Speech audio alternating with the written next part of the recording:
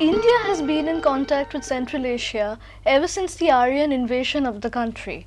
This contact was further strengthened during the rule of the Guptas. In our last discussion, we talked about the relations between India and Central Asia and especially the significance of trade in cementing cultural contacts between India and Central Asia. Today, we shall focus on religion as an important carrier of culture from India to Central Asia and also examine the effects of these cultural contacts. We have with us here Professor Tapati Sengupta and Professor Srila Roy. Now ma'am, how far was religion and other aspects important in the transmission of culture from India to Central Asia?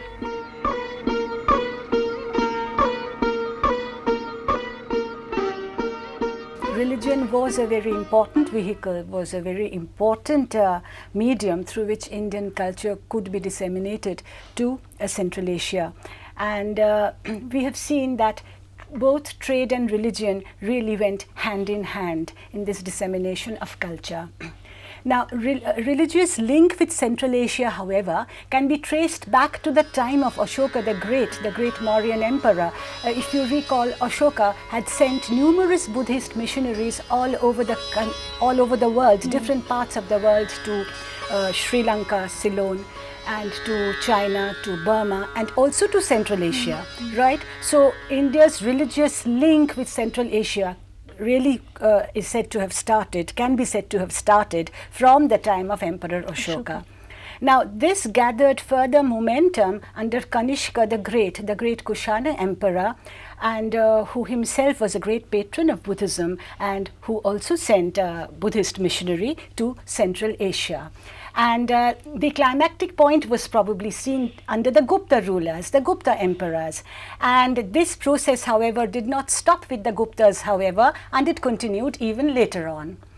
And our main sources for the study of religious link between Central Asia and India, or Buddhist activities in Central Asia, can be gleaned from two very important Chinese scholars, the Chinese travelers, of course I mean Fa Hien, who visited India during the reign of Chandragupta II Vikramaditya, and Huan Sang, who of course came after the Gupta period was over, nevertheless saw the net result, the net effect of what had been going on in the previous centuries. So we more or less rely on their accounts. They are the earliest sources of our information. Now, talking of Fa Hien, he writes that after he left China, the first kingdom that he visited in Central Asia was the kingdom of Shenzhen. And here at Shenzhen, Fa Hien came across a large number of monasteries, Buddhist monasteries, nearly 4,000 in number.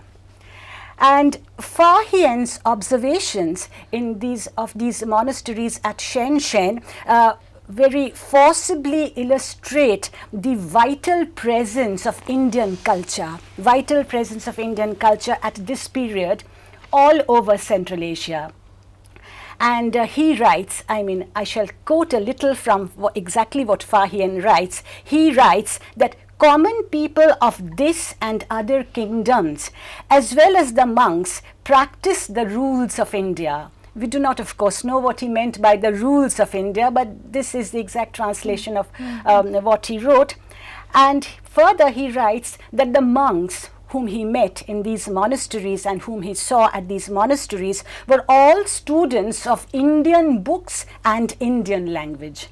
Now, this is a very important source of information. Not only was Buddhism spreading as a religion, but side by side with the spread of Buddhism, we also see the fostering of Indian language. So you see, language was also becoming Indian language, that is Sanskrit, Prakrit, very few Prakrit words, because Sanskrit was often mixed with Prakrit in the manuscripts. So all this was also being taken to Central Asia. So Sanskrit was also leaving its own soil and migrating, so to say, to another part of the world. So not just when religion leaves does not leave, but when religion travels to a new country, it also takes with it other paraphernalia, right, language, script, etc., etc. So you see, these cultural components automatically accompany religious spread. Now, Huan Sang, who visited India in the early 7th century during the reign of Harshavardhan, now also corroborates that Buddhism was in a very flourishing condition.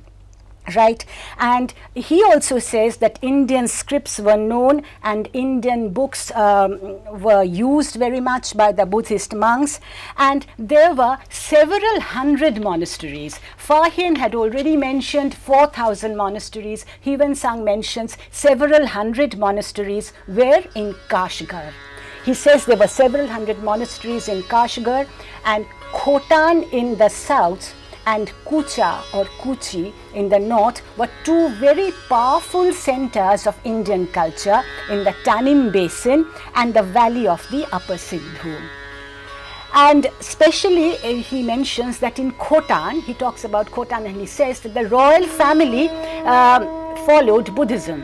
Right, and not only the royal family, but a vast majority of the subject people, a vast majority of the population were Buddhists, and there were 4 very great monasteries, very important monasteries, and these monasteries were all, in fact these 4 and other monasteries all over Central Asia were all endowed by local rich people, local rulers, sometimes you know, people holding very high ranks in the society, that is the moneyed people, and also the merchants. So here the traders and the merchants were also playing a very important role in fostering Buddhism, in fostering growth of religion, because they were now moneyed people and they appeared as sponsors. That is a modern term to use. They were sponsoring the establishment of Buddhist monasteries, so to say. And where were the merchants sponsoring these monasteries? In the oases. The oases in the desert areas, which were gradually evolving into trading towns, right, because of the existence of the long silk route where the caravans would stop. The oases were gaining a very important economic significance during this time, and the merchants and the traders played a very important role, and very often they also contributed towards the building of stupas and monasteries. So this is how the role of the traders can be seen in the context of spread of religion, spread of Buddhism. And numerous monasteries were there, of course, and what is significant is that Huan Sang also mentions that there were many convents for nuns. So here we get an idea that how, yes, Buddhist nuns were also becoming important in Central Asia, and the nuns lived mostly in the northern part at Kucha or Kuchi in and the nuns also played an important part in religious life of the people. And there is ample evidence again of adoption of Indian scripts and the use of Indian languages, which must have also greatly assisted the traveling Indian merchants. So you see, the merchants were also benefiting from this, because with the result of the growth of Buddhism in Central Asia, there was a need for learning Indian language. There was a need for learning Buddha's language if they wanted to read Buddha's teachings in original, right?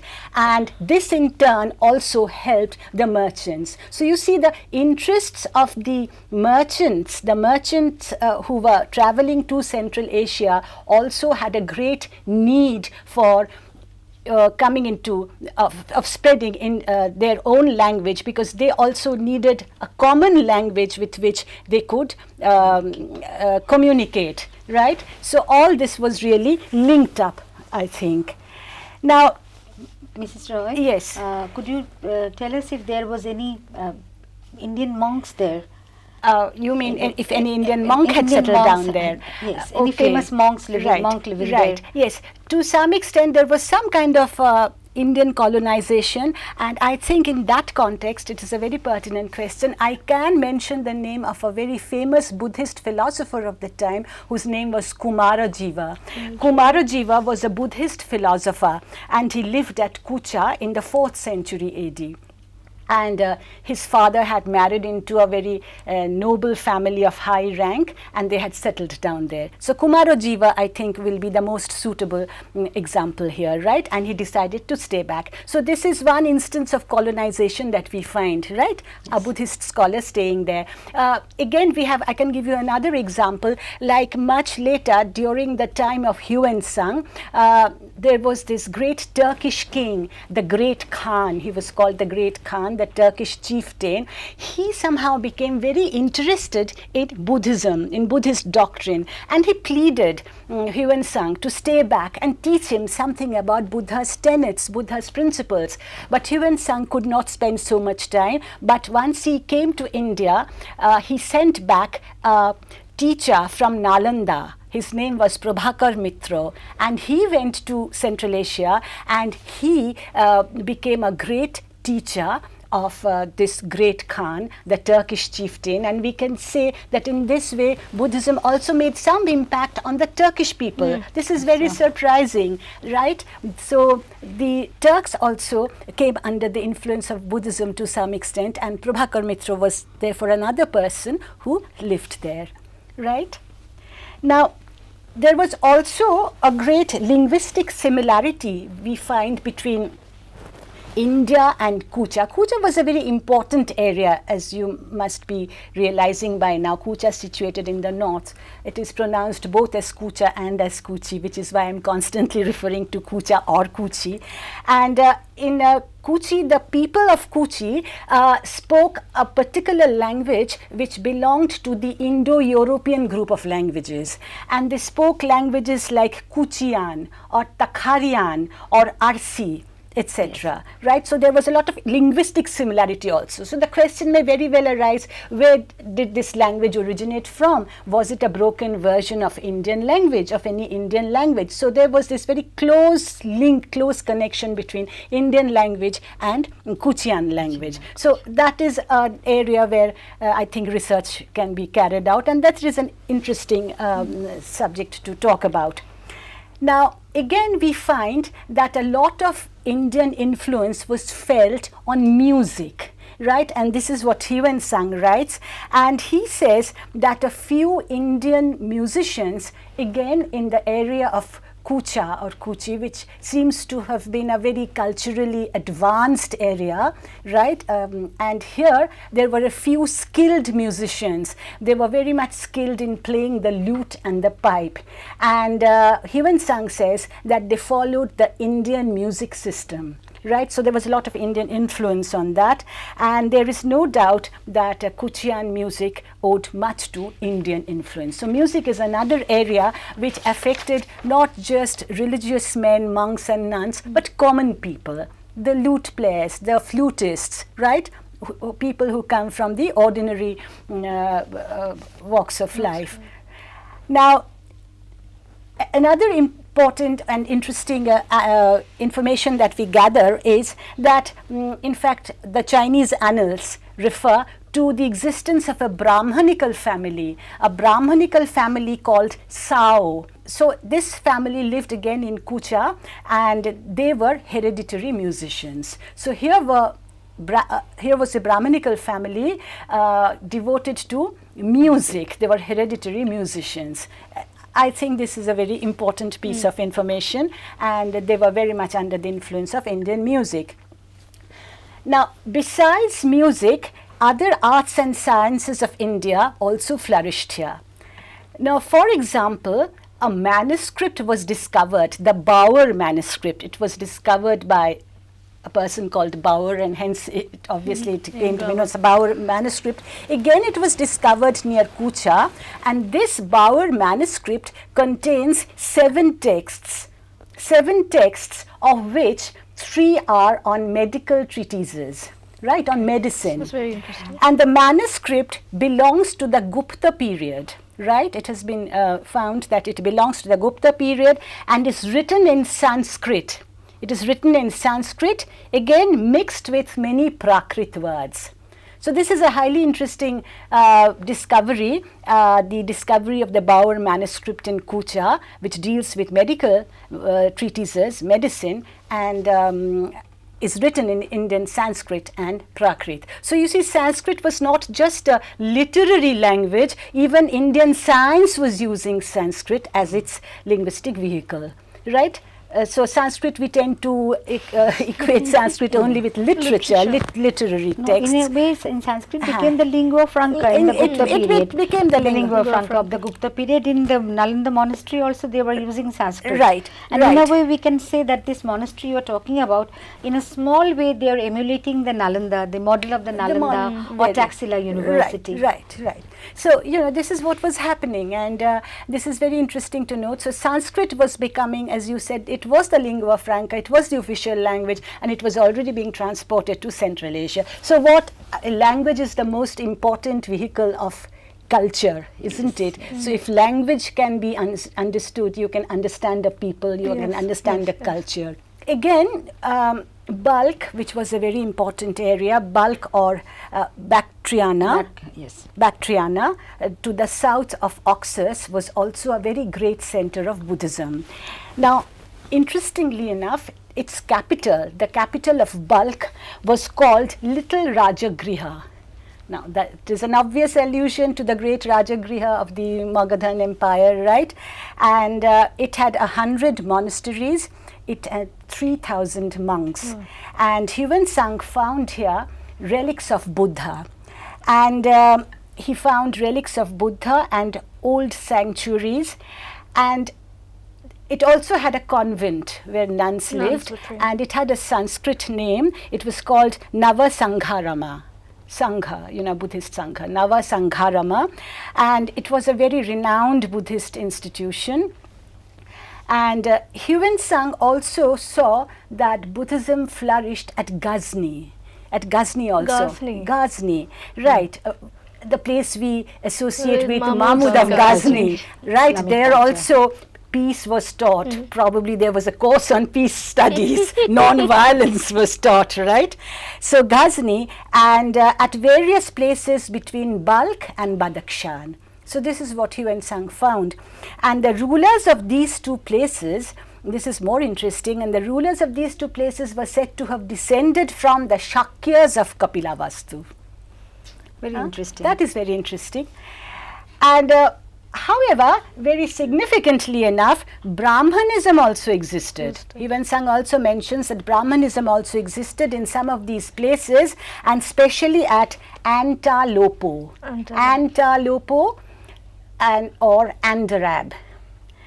Now, Huan Sang further mentions that he found fire worshippers in the land between Oxus and Jaxartes. So this is all that he found here. And so Buddhism therefore must have made great strides during the Gupta period, and side by side with the growth of Buddhism, with the spread of Buddhism, we find that Indian languages also found a niche in different regions of Central Asia. It aided the traders in turn, the merchants and the traders also in their own way contributed towards the growth and it broke the barriers in communication.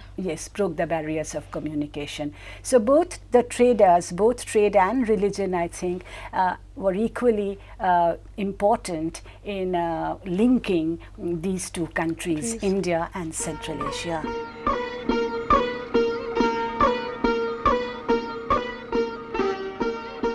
Ma'am, what were the net effects of these contacts with Central Asia? Well, the effects, the consequences of this contact, which was a very long contact, it had to be very great and very intense. And especially, Shreya, when you remember that the number of people who moved, who didn't move from India to Central Asia, from Central Asia to India, there were, of course, there were the missionaries, the monks, the merchants, we know about them, the diplomats were there, the musicians were there, the magicians were there, the jesters were there, the mahout would travel with his elephant. So all kinds of people were on the move, and as a result of this was going to have a tremendous cultural impact. To start with dresses, okay, language and dress, lifestyles, habits. We can start with the dresses.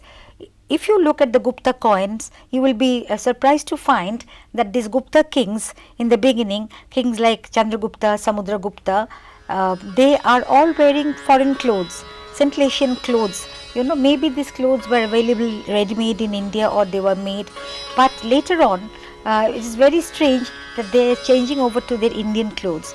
What could be the significance of this?